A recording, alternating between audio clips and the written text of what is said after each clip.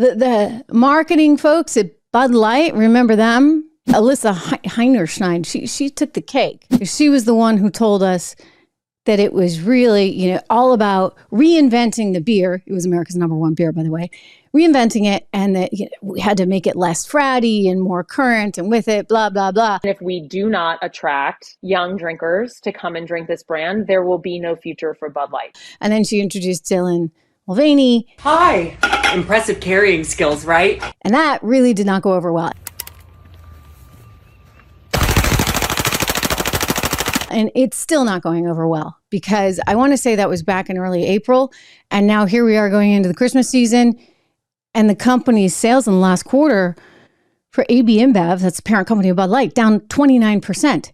So they just announced that they were parting ways with their head of marketing, who had come in 2021. So kind of a brief stay for him. He's going to leave at the end of the year, spend more time with his family, that kind of thing, take new opportunities, all of that. But it's like, wow, guys, it took you that long. And by the way, in the interim, this guy was coming up with all kinds of new marketing campaigns, none of which, by the way, were working, none of which could salvage the damage that had been done. Just billions of dollars in market cap being wiped out because there was such a focus on being woke. And so when you start to forget who you're really there for, and I'm sorry, but it's the shareholders. You can be nice, but there's still this little thing called capitalism. Capitalism has raised half the globe out of abject poverty in the last 40 years alone.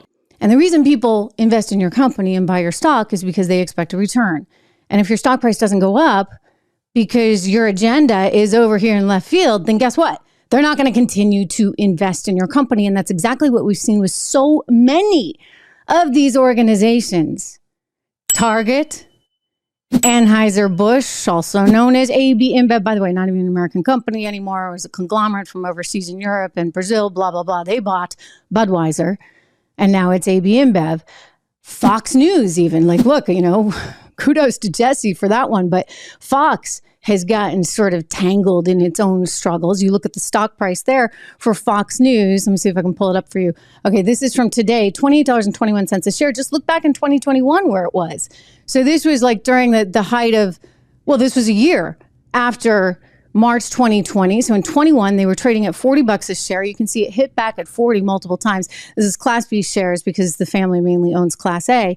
But they're struggling. Why are they struggling? Well, they don't really, I think, have an articulated view on what the future of media is. So they're stuck in that legacy media category rather than being over here interacting with all of you. But yeah, Disney is another example of a company that has just gotten too woke for its own good. Disney was once the kind of company that could just print money. And it evoked a wholesomeness, family values, etc.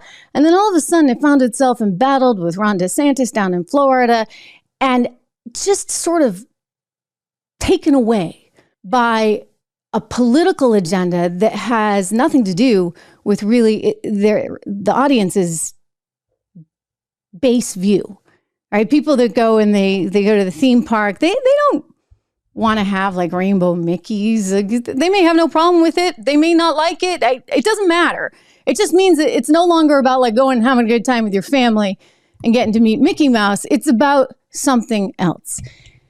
And that's where people are okay, I've had enough. I don't want to deal with it. And so consequently, this is a company that had everything in the world going for it, was faltering. Part of that was just bad leadership from the old CEO, or rather, I guess there were two Bobs.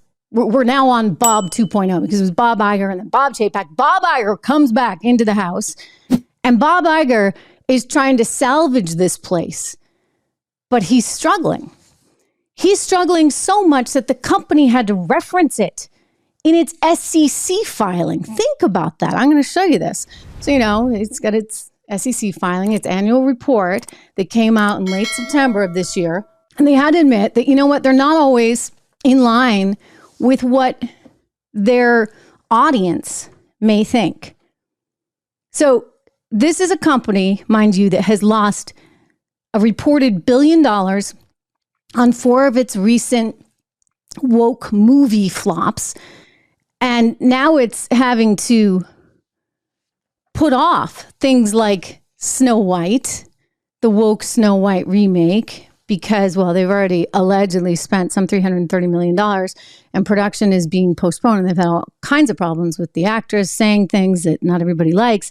And so if you read that annual report, what it tells you is, quote, we face risks relating to a misalignment with public and consumer tastes and preferences for our entertainment, travel, and consumer products. Huh? What do you know? There's a misalignment. You see, the woke management at Disney thinks that everybody's going to want one thing. And then it turns out, you know what? They don't. They don't want that. No. So there's a misalignment going on between what we think should work and what actually works. They go on to say, consumers' perceptions of our position on matters of public interest, including our efforts to achieve certain of our environmental and social goals, often differ widely and present risks to our reputations and to our brand. Wow. Okay, then you know what? I don't think I need to invest in Disney because you guys are like mad because you're like, oh, gosh, you know, the consumers think we should be like this, but really we're like this. And that's creating a problem. And that's why we're not being valued properly. No, you're not being valued properly because people don't want your products because you know what? You're stuffing it down their throats. Like Bud Light tried to get everybody to drink their beer that was being marketed by someone who really didn't represent, shall we say, the base customer of Anheuser-Busch and Bud Light. And the same thing's happening there with Disney. What's amazing to me is how tolerant the markets have been of this. I mean, tolerant and not tolerant, because take a look at this stock price. Okay, here we go. So this is Disney. It's trading at like $95 a share today. But if you look at it over a 5-year time horizon, look at that. It used to be up around, like $200. I mean, so that's actually really quite telling. They just can't figure their way out of this. So they are like half the value that they used to be over at Disney right now. I'm not surprised. I'm just surprised that they're surprised. And I'm surprised that Wall Street isn't waking up to this. I mean, have we yet to have any analyst on Wall Street say, I'm going to rate Anheuser-Busch AB InBev a sell? It took months for any analyst to even just call it a hold. And that was the HSBC guys. So not even an American bank that came. They're afraid. You understand? They're really, really afraid. But the proof is in the pudding, so to speak, in that consumers aren't buying what these companies are selling. And therein lies the problem. You know, Jonathan Turley, who's a really smart guy, he's a professor of public interest law over at George Washington University. He wrote a really interesting piece on Adam Smith in The Hill this weekend. And I loved it because it was celebrating Adam Smith, who was, you know, the invisible hand, sort of the godfather of capitalism. And Adam Smith would have been 300 years old this past June. And he's like, can you imagine what Adam Smith must think of this?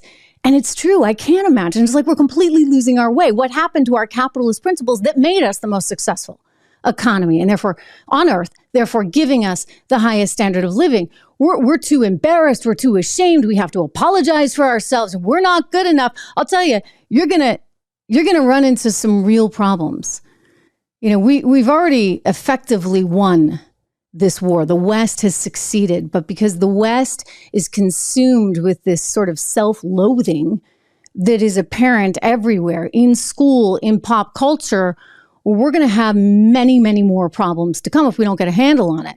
I do like to believe that Adam Smith will ultimately prevail because I think that investors are now forcing this issue. I mean, even Larry Fink, who's like the godfather of it all over at BlackRock, he's admitting that, you know, maybe they got a little too carried away.